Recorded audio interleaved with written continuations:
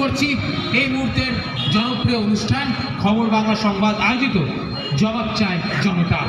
এই মুহূর্তে আমরা জানি রাজ্যের বিভিন্ন প্রান্তে এসআইআর এর কাজ চলছে, কিন্তু একটা বিষয়, যে বিষয়টা আমাদের প্রত্যেককে এই মুহূর্তে দাঁড়িয়ে ভাবাচ্ছে, তার কারণ এই এসআইআর এর কাজ যারা করছেন, যে সমস্ত বিএলওরা করছেন, তারা পশ্চিমবঙ্গের দিকে দিকে অসুস্থ হয়ে যাচ্ছেন কিংবা আত্মহত্যার পথ পর্যন্ত বেছে নিচ্ছেন এবং সুসাইড নোটে লিখে যাচ্ছেন নির্বাচন কমিশনের নাম।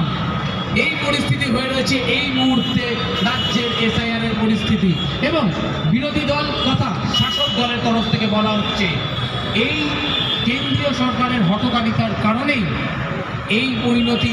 আজকে এতগুলো মানুষের যে প্রাণ যাচ্ছে, শাসক দল অভিযোগ করছে সরাসরি বিজেপির দিকে। আজকে এই নিয়েই আমাদের সমগ্র আলোচনা। আমি আলোচনা শুরুর আগে আমি একবার পরিচয় করিয়ে দেবো।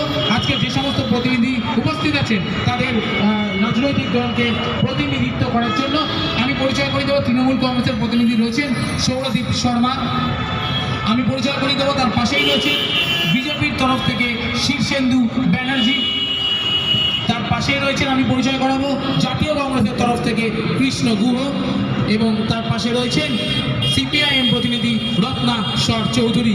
আপনাদের প্রত্যেককে আজকের এই অনুষ্ঠানে আমরা স্বাগত জানাচ্ছি, যেখানে প্রশ্ন করবে সাধারণ মানুষ, উত্তর দেবেন আপনারা। হ্যাঁ, অবশ্যই যে বিষয়টা নিয়ে শুরু করলাম, এই মুহূর্তে এসআইআর, আমি একদম সরাসরি বিজেপির প্রতিনিধি শীর্ষেন্দু বাবুর কাছে যাব। এই মুহূর্তে এসআইআর যে বিষয়টা নিয়ে আমাদের অনুষ্ঠান, আজকে দিকে দিকে অসুস্থ হয়ে পড়ছে কিংবা আত্মহত্যার পথ বেছে নিচ্ছে বিএলওরা, কি বলবেন এই পরিস্থিতি?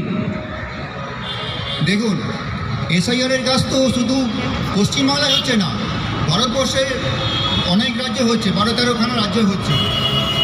দ্বিতীয় কথা, আপনারা যেটা বলছেন বিএলও, যারা বুথ লেভেল অফিসার, এই বুথ লেভেল অফিসাররা কারা?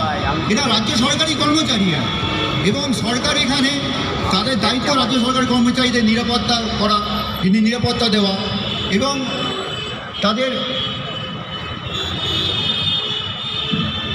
সরকারি কর্মচারীর দায়িত্ব দেবে কে? সরকার।